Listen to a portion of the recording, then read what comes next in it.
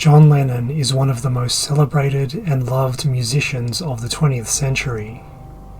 He was ruthlessly gunned down at the entrance to the Dakota, his residence on the border of Central Park in New York, on the 8th of December 1980.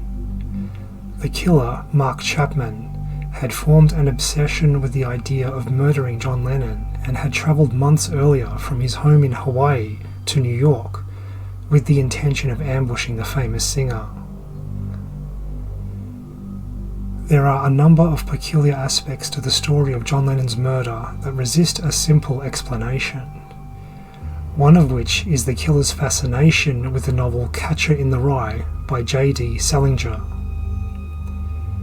Chapman had a copy of the book with him when committing the murder and was arrested while reading the novel at the scene of the crime several minutes later. Chapman was supposedly inspired by the contempt for hypocrisy exhibited by the protagonist, Holden Caulfield, and came to believe that John Lennon's outlook and lifestyle were fundamentally mismatched. He had seen pictures of John Lennon on the roof of the Dakota that he considered to epitomize the type of hypocrisy that he held in contempt. It is worth noting that the Dakota is one of the most prestigious and exclusive residences in the world, partly famous for the celebrities and influential people who have been refused tenure. Many fans of Rosemary's Baby believe that the Dakota was the scene of film production, but in fact most of the filming took place in Los Angeles, while a great deal of photography was used to make the Dakota appear to be the scene of the movie.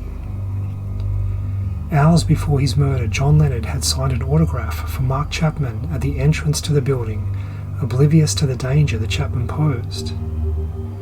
Astoundingly, this interaction was photographed, presenting a rare juxtaposition of the killer and his victim. One of the most peculiar aspects to the story of John Lennon's assassination comes from the analysis of a track released on his very last album, known as Double Fantasy. The track is the second on the album and is titled Kiss Kiss Kiss, featuring Yoko Ono on vocals. Between lines of verse, she can be heard uttering amorous Japanese phrases. When the track is played backward, a number of distinct English words can be discerned.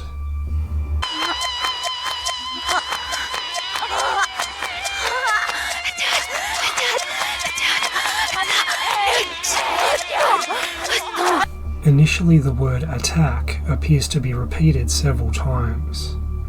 Later in the track, the phrase 666 can be heard repeated rhythmically at various intervals.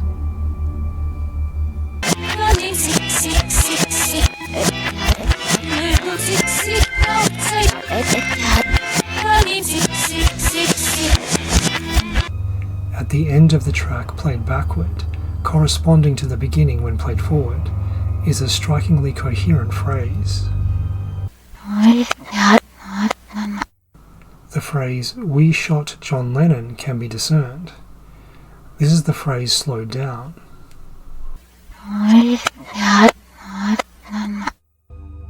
It is worth noting that John Lennon was a pioneer of experimentation with backmasking of audio tracks, and it seems likely that the phrasing is intentional.